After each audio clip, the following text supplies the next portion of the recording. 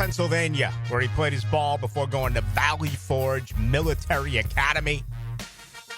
Earned some couches out in West Virginia, and, of course, became a shutdown corner with the Jacksonville Jaguars. Welcome in, Aaron Beasley. Shutdown corner. I was just a defensive back. I don't know about all that. You didn't have the blazing speed, but you had the hips, man. You could turn and run. That's the main part of playing defensive back, because I saw guys that can run a 4.2, but it didn't look like that on the field, you know? Right. And you didn't mind the physical contact. Nah, I'm feeling it now, but back then I didn't care. Hey, I got a text from you, and I know that from where you're born, you got the Eagles here coming up in 2 weeks. Yeah, man. I was up there this past weekend. It was pretty exciting and cold. Yep. And, it's just, man, Philly is just a sports city, man. It's like every sport. I mean, they love you, but they will let you know if you're doing bad. You know? No doubt. Yeah. I went to the regular season game there this year, Jacksonville at Philadelphia. Jacksonville actually played fairly well in that contest. All right, a lot has happened since you've been with us on the air. Let's go back to a week ago Wednesday, a complete surprise to me after Shad Khan 3 weeks previously before that said that Trent Baalke wasn't going anywhere. We learned that Trent Baalke was fired. What was your reaction? It was surprising, but, I say but because, you don't usually see it like that late. Mm-hmm. You know, to me, it's usually done like right after the season or so. But he waited for like a week. But then I guess with Liam not taking the job, I think Mr. Khan was kind of set on his guy, you know? Right. And, sometimes it's about the relationship of the coach and the GM. And I just don't know if people were willing to come work for Trent. Yeah. So it is what it is, man. We on to the next, just like a golf. On to the next shot, on to the next coach. Hey, when you were here, there was one voice, and that was Tom Coughlin, and there were coaches in the league who took on those dual responsibilities, but the NFL got away from that for the most part, especially when Belichick, left New England a year ago. Now we're seeing a new wave where you hire the head coach first, and he's going to have an enormous say on who the general manager is going to be. Your thoughts there? I see the reasoning. Because, you get the coach in there, he implements his system, he gets his defensive guys and what they want to do, and now you build your team that way. So I could see that only because, sometimes the GM, he may see the view different from the coach. Mm-hmm. So I'd rather have them be on the same page, which, it just unites everything. And, you got to build a program. You can't just – I always say you can't just have a football team. You got to have a program where, when one man goes down, it's like you lose nothing. And that's what I think when we were here with Coughlin, he was a great builder of the team as well. You look at the talent we had on this team. Like, he knew what he was doing off the field, on the field, with the GM, with everything. And then, he had a great system for offense and defense, too. Aaron Beasley, our guest, now the head coach of Duval Charter. Of course, played the majority of his NFL years right here in Jacksonville and calls Jacksonville his home. What would it be like to play for a 39-year-old coach? I played for Jim Moore Jr. when I was in Atlanta. Okay.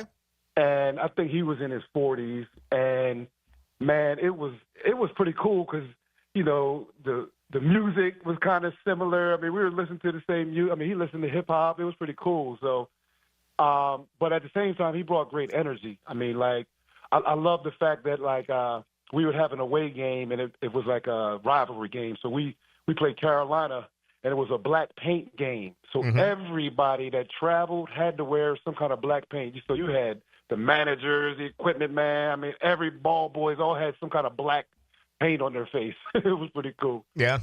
All right. But, he just brought good energy, man. I just hope that's what we have. And, someone like Moore, he could be a little different because, he coached in the league for a while. He had his name, and he cut his teeth up there. And then also, his dad.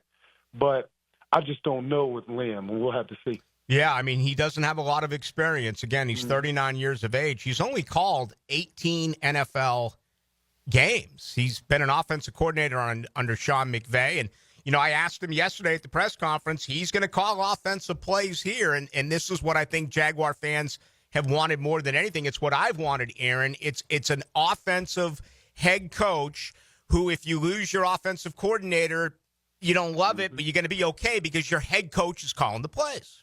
Yeah. I mean, that's like a Swiss Army knife, I guess. But I don't mind it. I mean, I just want to win. I don't care how we do it. How about that? Yeah. Like it's like we can ask for this and ask for that, ask for the perfect coach, ask for the perfect defense. Let's just like put a team together that doesn't make the mistakes that we do when we lose. Don't have the turnovers unnecessarily. I mean, scoring when we're supposed to score. Like, let's be disciplined. Let's make those plays. Let's look like a professional team out there. Mm-hmm. Kind of look like a college team last year. Heath Farwell was announced yesterday that he's returning. He's done a wonderful job, with the special teams. But that could be it as far as coaches. I never played the game, but I have this thought, Aaron, that this football team became too comfortable with losing. Therefore, the more who go, the better. I don't want anyone around who remembers how to lose. I want to bring people in who remember how to win. What do you feel about changing things up almost completely and bringing in new people compared to, letting some folks stay who, may still be able to help out this franchise? Well, I think that, first of all, I think you got to get a defensive back coach that actually can teach and not just have some guy that teaches technique and not just have some guy that just teaches the scheme. Because that position they need an ear. They need a mouth to tell them something. Mm-hmm. Now, that's my number one thing. But I feel like bringing new energy, as long as we have a scheme, I mean, I feel like it doesn't matter who is the coach, how old they are, how young they are. I just feel like you got to bring in some new, fresh ideas because I feel like on defense we look vanilla, and on offense we look vanilla. Mm-hmm. As we wrap things up with Aaron Beasley, how about your close friend, Louis Riddick? I know he's up for, a few interviews here, and I'm waiting to see if he's going to get an opportunity to interview for the job here in Jacksonville. What's the latest with Louis?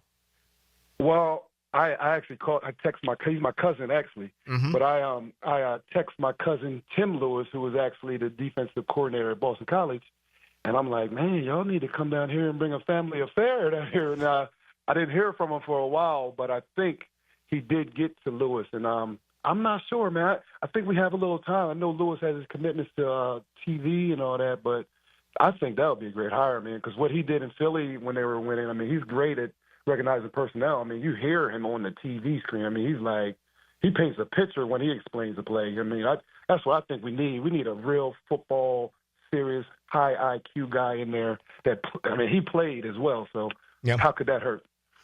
Could not. No doubt about it. All right, Aaron. It's been a little while since we've golfed, man. Maybe this weekend. Got to do it. You keep running out of town and stuff. Hey, man, I'm going to have the indoor golf coming soon with the military vets, man. I'm telling you, that's going to be big. It is going to be big. I was watching Tiger and Rory a little bit the other night, especially in cold weather cities, man. That whole indoor golf, I think that has an opportunity to blow up. And it's like, I like it, too, because I don't have to walk and I can just hit my ball right from the same spot. All right, Aaron. Hey, always a lot of fun, man. Thank you. Yes, sir. We'll get out there, Rick. Talk to you, man. There he goes. Aaron Beasley. And appreciate him joining us. Hey, Mia here, and thanks so much for watching 1010XL Jaguars. For even more coverage of the Big Cats, be sure to subscribe to 1010XL Jaguars.